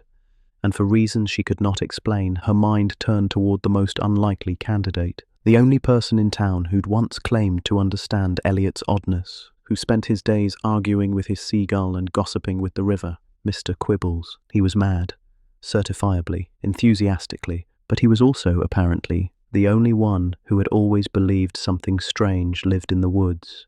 And Prudence, mother, wife, owner of far too many mysteries, was learning to stop discounting madmen. Sometimes they simply got there first. The next morning, the fog rolled into Fenton-on-Twig so thickly that even the crows lost their bearings and resorted to shouting their confusion from the chimneys. Prudence watched the grey from the window, her hands folded around a cup of tea that had gone cold twice without her noticing. The shoes sat on the table beside her, that impossible green seeming to breathe in the dim light. Bartholomew had gone to fetch Mr. Quibbles, muttering that if there was ever a day to involve a lunatic, it was this one. Prudence wasn't sure whether to be grateful or terrified of how right that sounded. She studied the shoes while she waited. Every stitch was impossibly neat, finer even than Bartholomew's proudest work, and yet the soles bore faint scuffs, as if they'd already been worn. A sensible woman would have wrapped them in cloth and hidden them behind flower jars, but Prudence had long ago realized she was only sensible until curiosity arrived, and curiosity had impeccable timing. She touched the fabric. It was neither leather nor silk, but something that felt like both and neither, soft but firm, like holding a thought before it turned into speech. By the time Bartholomew returned, dragging a bewildered Mr. Quibbles behind him, the fog had thickened until even the lamplight seemed hesitant. Mr. Quibbles wore 3 scarves, 1 hat, and an expression of gleeful suspicion. "You've called for me," he announced, "which means either something needs repairing or the Rivers started talking again." "Which is it?" Prudence gestured to the shoes. "These arrived on my doorstep. I think they came from the same people who took Elias." Quibbles peered at them, eyes narrowing as if trying to remember a dream. "Ah," he said at last, "the forest folk. Always sending presents no one wants." Bartholomew sighed. "Forest folk?" Quibbles nodded gravely, as though this explained everything. "Older than the parish records, not ghosts, not quite people. They guard the crossing, where our world frays at the edge. They take a liking to cobblers, you know. Think shoes are sacred, that they remember where they've been, and if they send you a pair—" He looked at Prudence. "It's because they want you to walk somewhere no one else can." Prudence felt the words land in her stomach like stones. "And if I don't?" "Then someone else will, and they might not come back as kindly." Silence took hold, broken only by the soft bubbling of the kettle that had boiled itself empty again. Bartholomew looked from the shoes to his wife. "You're not seriously thinking—" "I am," Prudence said, before she'd even meant to. The truth startled her, but even as she spoke it, she knew she could not ignore what had begun. Elias's warning, the map, the vial, the clearing, none of it had felt finished. She could no more turn from it than she could stop breathing, and somewhere that soft-spoken apothecary was either lost or waiting for her to take one more step. Quibbles grinned, exposing a single gold tooth. "Then you'll need a guide," he said, "someone who can hear the forest when it mutters." Bartholomew opened his mouth to object, but Quibbles was already stuffing a pouch with dried fish and a small pewter whistle. "The trees don't like being surprised," he explained. "They bite when startled." That afternoon, the fog began to thin, though it left behind a damp silence that clung to the town. Prudence kissed her children, Thomas serious and protective, Mary defiant but scared, little Abigail biting her mother's sleeve as if to anchor her. She promised she'd be back soon, though promises, she realized, had started to sound like guesses. By dusk, she, Bartholomew and Quibbles were standing once more at the edge of the woods. The trees loomed high, their branches knitting together like the ribs of some enormous sleeping creature. Prudence slipped the green shoes onto her feet. They fit perfectly, moulding to her like memory. For a heartbeat she felt weightless, and then a strange awareness washed through her. Every root beneath the soil, every distant bird call, every pulse of damp life humming through the forest floor. Quibbles muttered a prayer that began like Latin and ended like bad poetry. "Don't step off the path," he warned, "not unless it invites you, and if you hear your name called, don't answer unless you're the one saying it." The 3 of them walked under the canopy, the light dimming to an underwater green. The air smelled of iron and rain. Somewhere far ahead, the same symbol from the map, the sunray circle, was carved into a tree trunk, faintly glowing as if lit from within. Prudence felt the shoes tug gently in that direction. Bartholomew reached for her hand. "We'll stay together," he whispered. They followed the glowing marks deeper and deeper until the forest began to change. The trees no longer looked like ordinary oaks or ash, but something older. Bark, smooth as bone, leaves the colour of tarnished silver. The ground grew soft and warm, breathing faintly beneath their feet, and somewhere beyond sight, a faint sound rose, a low, resonant hum, like a voice trying to remember a song. Quibbles stopped so suddenly that Bartholomew nearly collided with him. "Do you hear that?" the old sailor whispered. "They're awake." Prudence felt it too. The hum vibrated inside her chest, steady as a heartbeat. Ahead, The light brightened. Between the trees appeared another clearing, this one ringed not with stones, but with tall, arching roots that formed a perfect circle. In the centre stood a pool of still water. Its surface reflected not the sky, but something else, a darker, deeper world, shimmering just beneath. The green shoes pulled her forward. Elias's voice, faint but unmistakable, echoed from somewhere within the reflection. "Prudence." She froze. Bartholomew gripped her arm. "That's not him," he whispered. Quibbles shook his head. "It might be," he murmured. "Or it might be the forest borrowing his tone." The voice came again, softer, urgent. "Help me." Prudence stepped closer to the pool, the reflection rippling with her movement. Her own face wavered, and behind it, yes, Elias, pale and shadowed, reaching out. The air grew cold. The humming deepened until it trembled through the soil. The roots around the clearing shifted, inching upward like limbs stretching after a long sleep. Bartholomew called her name. Quibbles hissed, "Decide quickly." Prudence stood at the edge, her pulse roaring. The shoes tightened, as though waiting for her command. She thought of the vial hidden under the floorboard, of her children sleeping miles away, of the word daylight written in Elias's hand. She reached toward the water, and the surface broke into light. The world tilted, the forest exhaled, and Prudence Hawley, cobbler's wife of Fenton-on-Twig, stepped forward into the reflection. Prudence did not fall. She slid, as though the surface of the pool had liquefied just for her, drawing her in like a well-behaved nightmare that knew its manners. For a heartbeat, she felt nothing beneath her feet, only light, warm and soft, folding around her like cloth. Then the world flipped, quietly, without ceremony. The air thickened. The green hush of the forest faded. And another took its place. She landed on moss, but it was not moss she recognized. This moss glowed faintly blue, as if lit from within by forgotten stars. It cushioned her weight, then pulsed once beneath her palms, approving her arrival.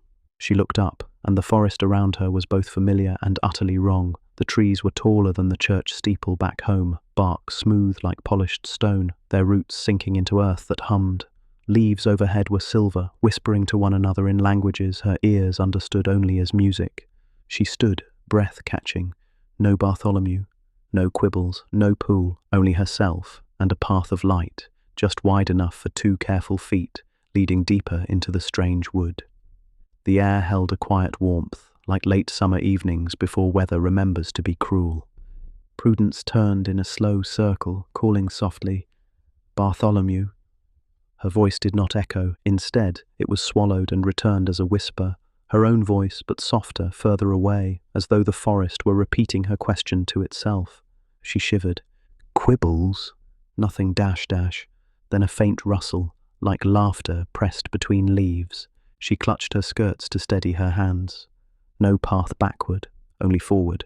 The green shoes seemed to approve. They warmed around her feet, gently nudging her toward the illuminated trail. She wished they would, just once, consider nudging her toward a nap instead, but shoes were notoriously unsympathetic creatures. She walked. Every step felt weighted with meaning, though the meaning refused to introduce itself. The deeper she went, the more the forest changed, not darker, but brighter, as though dusk had decided to glow rather than fade. The hum beneath her feet grew clearer, resolving into something like voices singing without words. As Prudence rounded a bend, a figure came into view. Sitting upon a low, root-wound seat was Elias, or what remained of him. He looked whole, unharmed, upright, clothed, but his eyes were brighter than they should be, reflecting silver leaves like mirrors. His posture was calm, too calm, the stillness of someone sitting with an emotion long buried, long resolved. "Elias," Prudence whispered. He blinked, then smiled. A real smile, small, warm, but threaded with something unfamiliar. "Prudence." His voice was gentle, but there was an echo beneath it, as though another voice lingered behind his. "You came." Yes." Her throat tightened. "Where are we?" Elias looked around, not with wonder, but with recognition. "This is the Underwood," he said, "the other side of the crossing."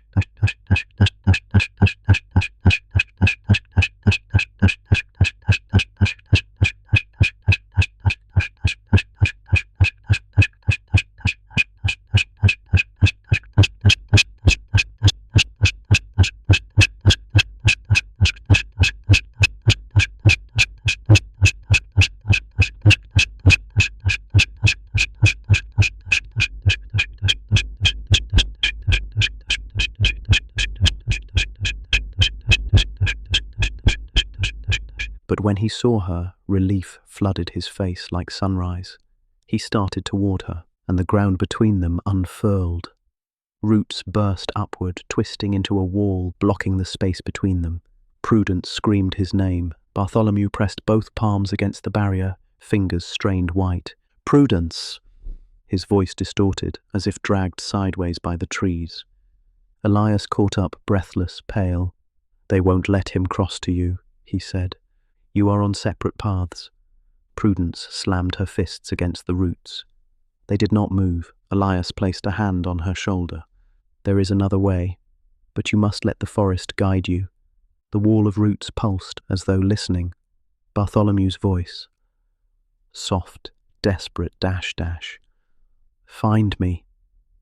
Prudence pressed her forehead to the barrier. "I will." She felt something beneath her touch, a shiver of recognition, not acceptance, but acknowledgement. The roots slowly began to withdraw, curling back into the earth, until Bartholomew stood visible again. But the path between them had vanished. Where it once lay was only glowing moss and choices unspoken. Bartholomew stepped backward, and another path lit beneath his feet, leading into the wood's shadow. Elias looked between them, face drawn. "They are giving him a trial." "A trial?" Prudence hissed. "To prove his right to return to you." She felt the world tilt. He doesn't need to prove anything. But Elias shook his head. "Here, he does." Bartholomew looked at her, fear and resolve mingling in his gaze. "We'll find each other," he said. "Not a question, a promise." The forest answered, humming, glowing, pulling them apart. Two paths, Prudence on one, Bartholomew on another. She watched him disappear into green shadow, until only the light of his path remained, like a heartbeat in the dark. Elias turned to her. "We follow yours." Prudence set her jaw. "If this forest wants a trial," she said, "it will get one." The green shoes brightened, and the underwood stirred, awaiting her next step. Prudence stepped onto her path again, though the ground no longer felt like simple earth. It seemed aware of her weight, humming in a measured rhythm that synced to her pulse, as if it were deciding whether to welcome or swallow her.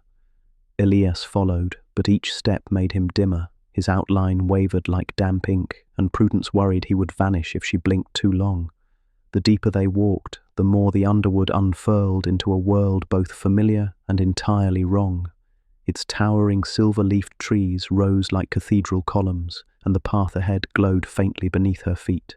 The forest's hum filled the air, vibrating in her ribs, and seemed more alive than the shifting shadows around them. They came into the clearing dominated by a single tree, immense, spiraling, ancient. Its trunk twisted upward like a question, its bark warm to the touch, and at its base knelt a woman whose hair streamed like dark water. When she lifted her head, her luminous eyes reflected Prudence back at herself, not as she was, but as if the forest saw her truth beneath her skin. The woman said Prudence carried more than she understood, and Elias confessed the watchers wanted not the vial, but her. The tree unfurled, revealing a hollow within its trunk, shimmering like a wound in time. The woman told Prudence that to find Bartholomew she must step into herself and face a truth older than her name. With unease rooting her feet, Prudence entered the spiral-shaped space, feeling the world peel away around her. Inside, memory unfolded in strange order. Her life flickered before her, children sleeping crookedly, her parents' leaky roof dripping with ill intent, her brothers bickering about everything except anything useful. Beyond these lived memories sat impossible corridors lined with shelves filled not with books but shoes, some familiar, some ancient beyond comprehension, all humming with stories. When Prudence reached toward a battered pair that felt like hers, an echo of another life cracked open, another version of her, another husband, another tragedy. Elias warned her these were paths she had walked in some other turn of fate. The hollow shifted again, revealing Bartholomew's truth through scenes woven from his quiet kindness, helping strangers, finishing ailing craftsmen's work, giving what little he had without witness or reward.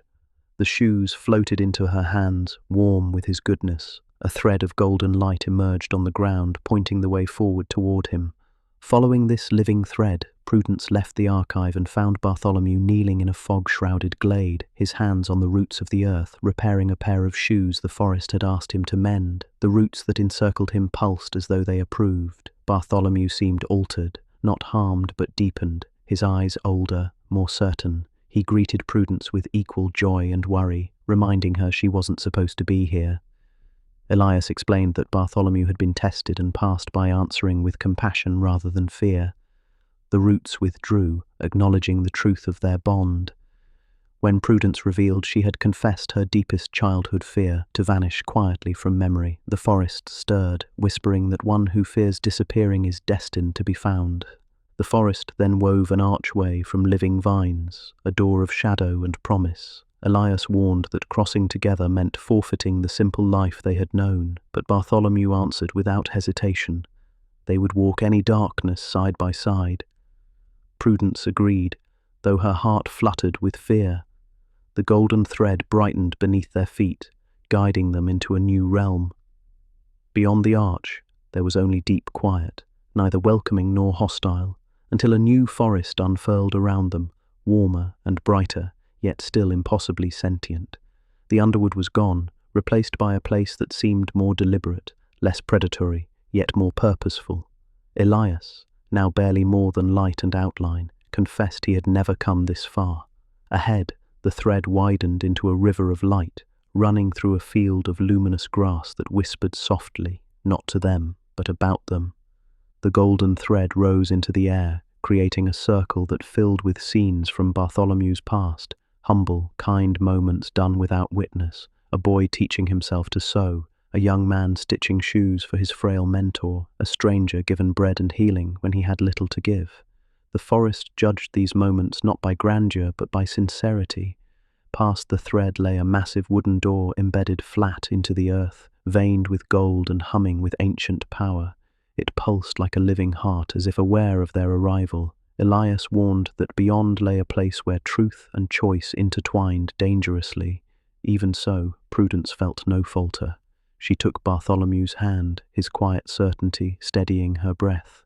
Together, with Elias fading behind them, they stepped into the light beneath the door, and the world below unraveled into something that felt older than memory and sharper than fate. Beneath the door, the world unfolded into a spiraling descent of warm, shimmering darkness, not the cold void Prudence expected, but something dense and alive, like the inside of a living memory. The walls were not stone, but smooth, root-like structures woven into a tunnel that shifted as they walked, sometimes narrow enough that Bartholomew's shoulder brushed Prudence's, sometimes widening into chambers with no discernible edges, only soft, amber-lit curves.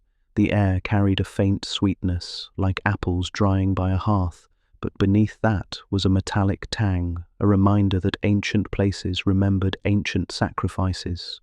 Elias followed but grew so faint that he seemed more thought than body, as though the deeper they walked, the more his existence depended simply on memory. Every step they took revealed new symbols carved into the walls, spirals of truth, branching lines of fate, shoes etched with such care and detail that Prudence could almost smell leather above the warm root scent in the air. After the descent twisted upon itself 3 or 4 times, or perhaps 100, time here was decidedly slippery. They reached a broad cavern where the floor mirrored a sky of swirling gold and green.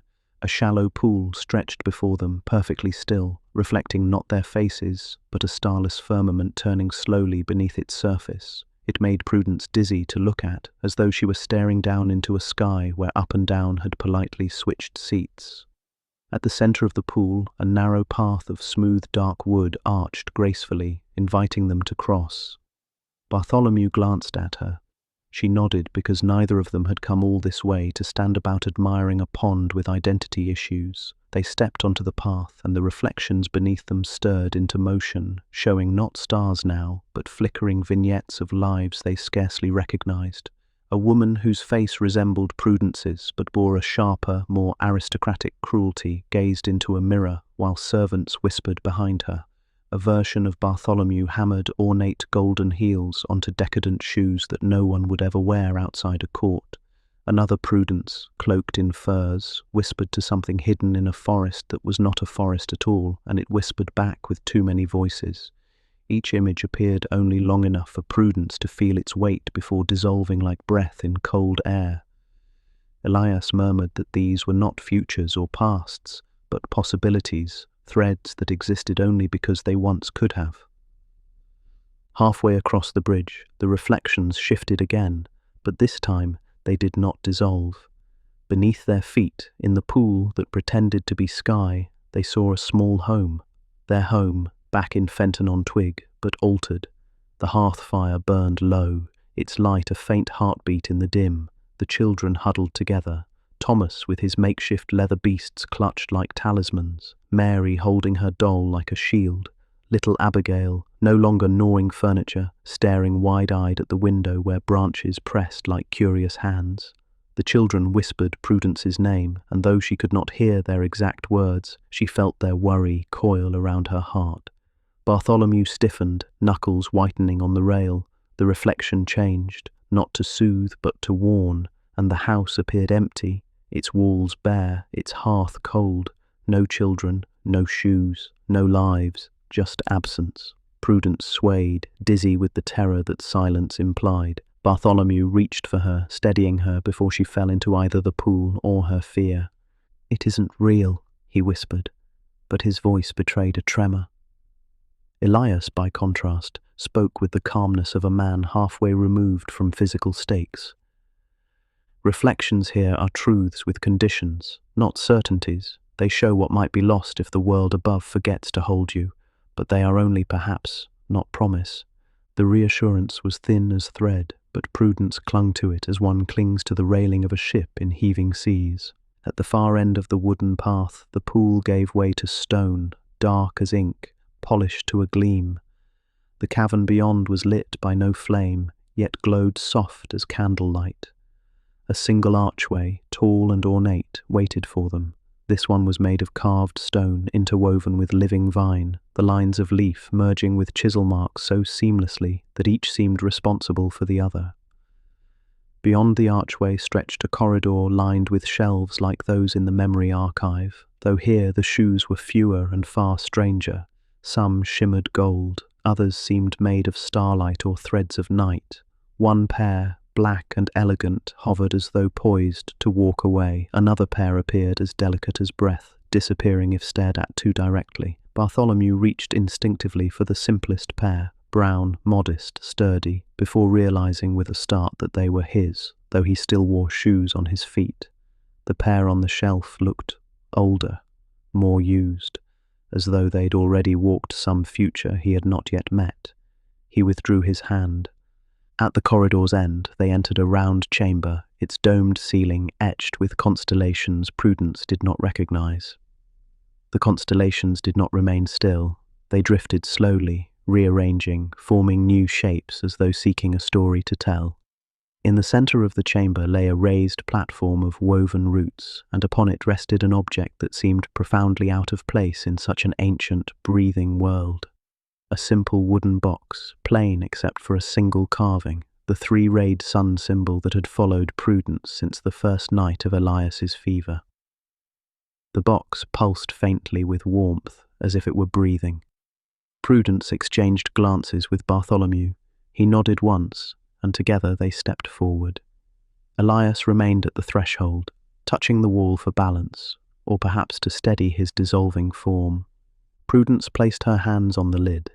It shifted beneath her touch, soft as cloth, despite being wood. When she lifted it, the interior glowed, not with treasure nor relic, but with a single key fashioned from interwoven gold and vinewood.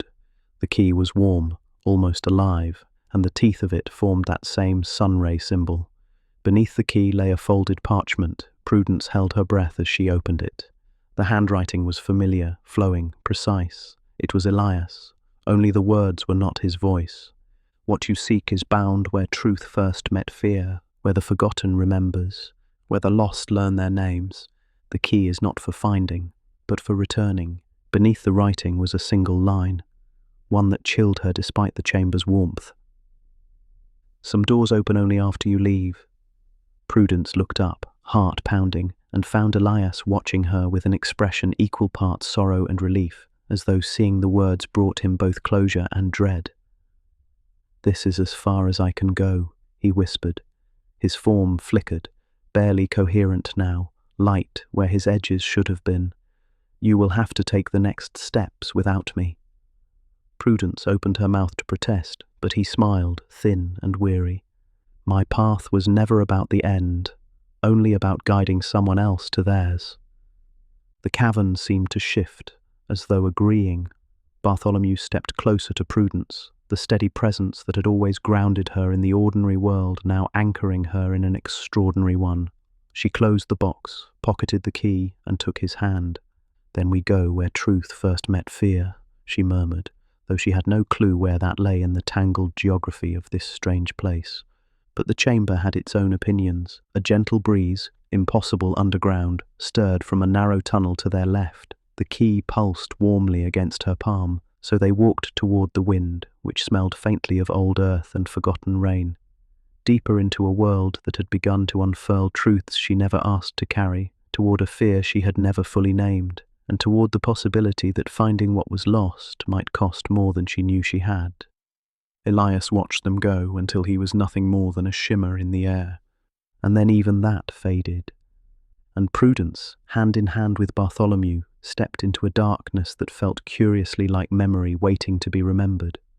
The tunnel that welcomed them was almost painfully narrow, as though the earth had only recently decided to make space and was still begrudging about it. Prudence and Bartholomew walked sideways at points, shoulders scraping against roots that pulsed with a slow heartbeat not quite their own. The deeper they went, the more the scent of moss thickened into something sharper, tinged with iron, and something like memory burned at the edges. The darkness wasn't quite dark. Faint threads of green and gold ran along the walls, glowing just enough to illuminate the curve of the passage. Prudence felt as though the tunnel itself was remembering her, mapping her pulse and breath, adjusting its shape around her bones.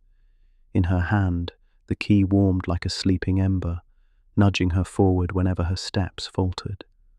Bartholomew stayed close behind, his breath steady, carrying that familiar grounding calm as though he were walking through nothing stranger than his shop on a winter evening.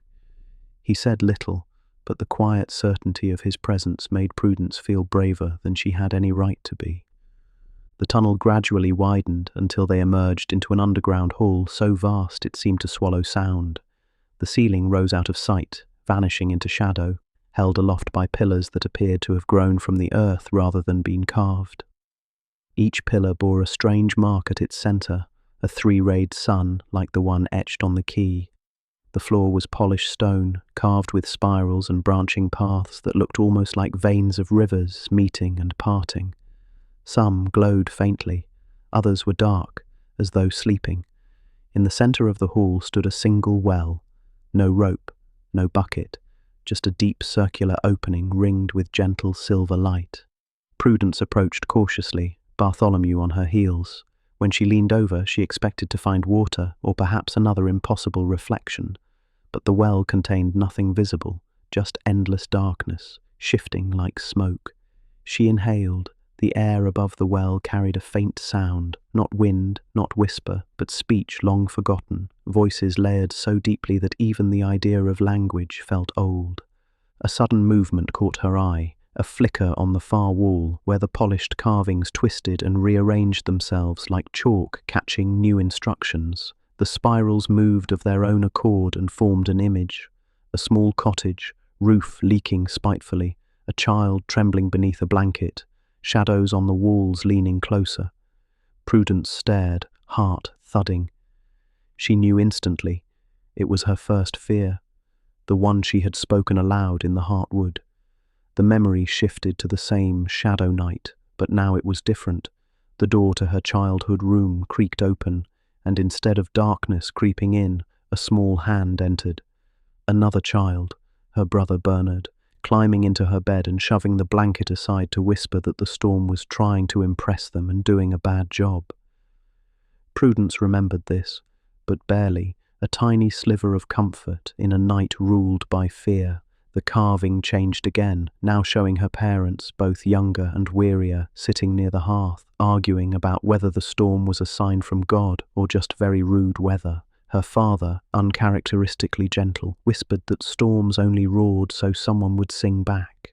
The memory blurred at its edges, then dissolved, returning the wall to its original carvings.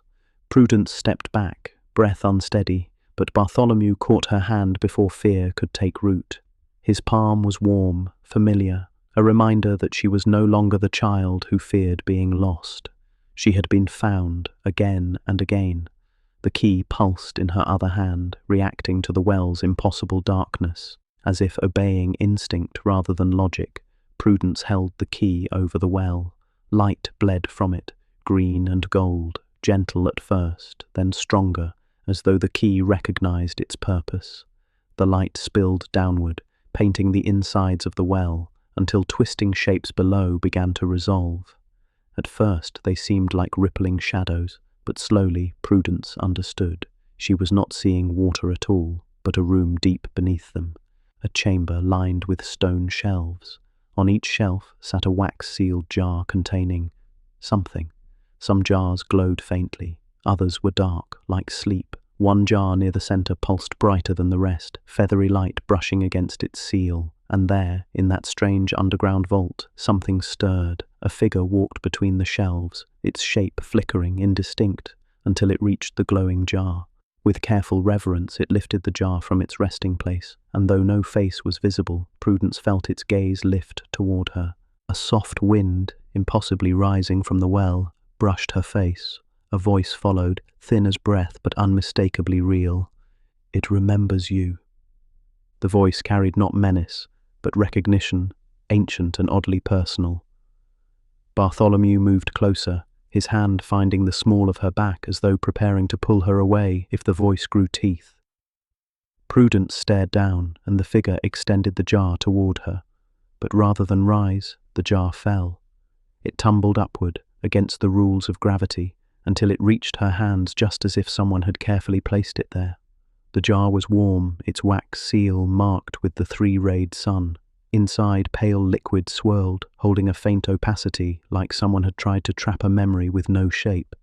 As Prudence held it, the wax seal dissolved into light, and the lid blossomed open like a slow-moving flower. The room around them pulsed, the pillars humming, the carvings shifting, as if the chamber were preparing itself for whatever the jar would reveal. Within the jar, slowly, impossibly, a shape began to form, not liquid, not vapor, but something between. A child, a very small child curled in the jar's bottom, knees tucked to chest, face hidden. Its outline flickered, like an unfinished memory trying to hold still. Prudence nearly dropped the jar, her breath breaking against her ribs. Bartholomew steadied it with her, his hands trembling, though his voice remained quiet. "What is it?" The child lifted its face, and Prudence's heart seized, because the face, though smaller, softer, looked like hers. Not her children, not her siblings, her, but younger than she remembered ever being, and wearing a strange expression, serious and knowing, too old for a child. The figure stood inside the jar, though no logic allowed it, placing its tiny hand against the glass. A sudden pressure pushed into Prudence's mind, not pain, but urgency, like a memory trying to rejoin itself with her thoughts. The little version of herself blinked slowly, then opened its mouth, and though no sound came from its lips, its voice echoed inside Prudence's mind. "We were not lost." The words were calm, but beneath them sat a truth that rumbled like a sleeping storm. The child raised its hand again, this time touching not the glass, but Prudence's palm, though jar and air lay between them. The warmth of that touch shot up her arm, through her chest, and into the deep places of her memory where shadows still lingered. Prudence felt her knees go weak. Bartholomew caught her just in time. The child's voice filled her again, soft yet enormous. "We did not disappear. You left, and we waited." The root-woven hall trembled, the darkness in the well recoiled and then rushed upward like breath drawn in too sharply. Bartholomew whispered her name, but Prudence could not answer, because the child in the jar leaned forward and, with eyes too old for time, spoke once more. "It is time to remember where we began." The child's words reverberated through Prudence with unsettling gentleness, like truth wrapped in velvet but carrying iron within. The jar pulsed once, green gold light brightening until the cavern walls flickered, as if waking from a long sleep.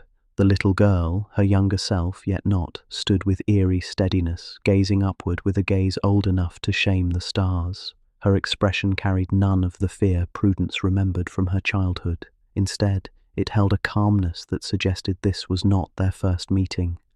Prudence felt an ache in her chest, a pressure like a memory trying to escape through her bones, and Bartholomew drew her closer as though bracing her against a wave soon to crest.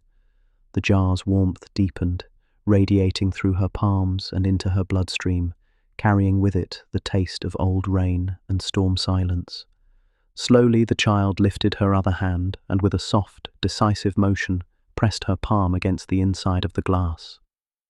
A blooming heat spread from the contact, and lines of light spidered across the surface, forming cracks that pulsed rather than splintered, threads of meaning rather than destruction. The lid dissolved entirely, becoming a waterfall of gold that evaporated into the air. The child stepped forward and emerged from the jar, as though passing through a curtain, leaving no ripple in her wake. She landed barefoot upon the stone floor, though no sound followed, her small toes resting atop carvings that flashed in recognition. Prudence fought the urge to step back. The child radiated familiarity and strangeness in equal measure, like a long-forgotten dream suddenly standing in the doorway. The girl looked first at Bartholomew, studying him with an expression so careful it bordered on solemn judgment. Bartholomew swallowed audibly, because being scrutinized by a strange child was unsettling enough without said child sharing one's wife's face. After a heartbeat, the girl nodded, as if confirming he existed as expected. Then her gaze returned to Prudence, and in that moment, the cavern seemed to draw breath. Prudence felt suddenly small, despite being taller, older, and rather certain she could physically lift this child if she had to. Still, the sensation of being evaluated by her own younger self was not something she had prepared for. The child tilted her head and said, without moving her mouth, "We left because we had to. But we did not disappear. We were kept." Prudence's voice came ragged. "Kept? By whom?" The child's eyes flicked toward the well, where the darkness still churned like a storm waiting to recollect itself. "By the ones who guard beginnings. Because truth starts before memory, and you were truth before you were Prudence." This was unhelpful, also terrifying.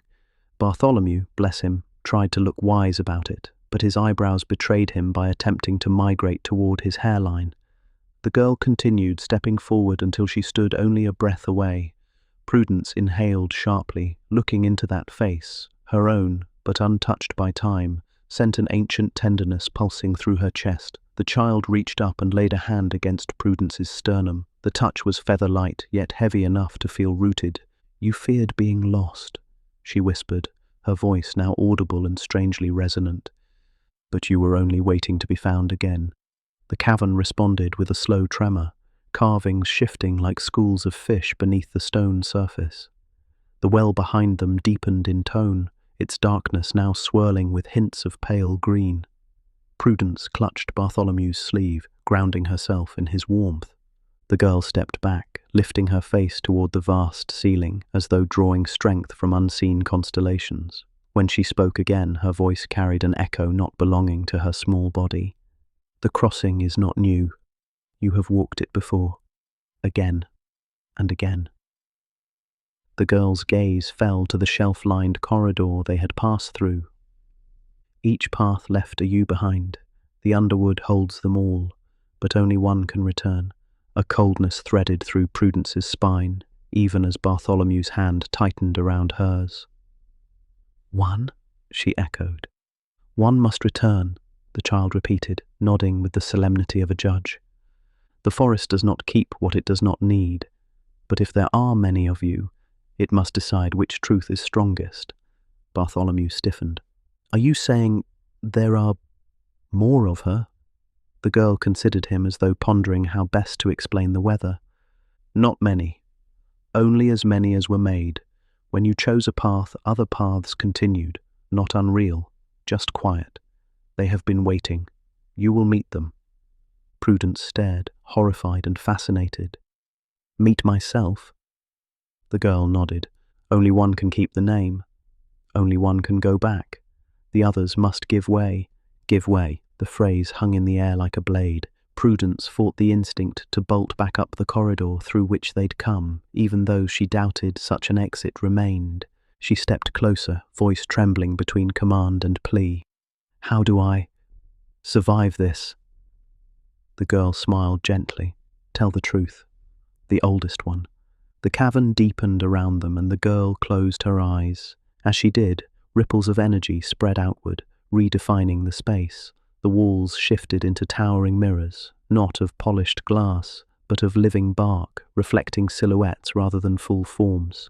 Prudence's reflection appeared first, then another beside it, slightly older, another, younger, another with hardened features and shadowed eyes, then one with a regal stance and silver threads woven into her hair. They multiplied, versions of her, each similar and yet unmistakably distinct. Bartholomew whispered a prayer, though to whom neither he nor Prudence knew.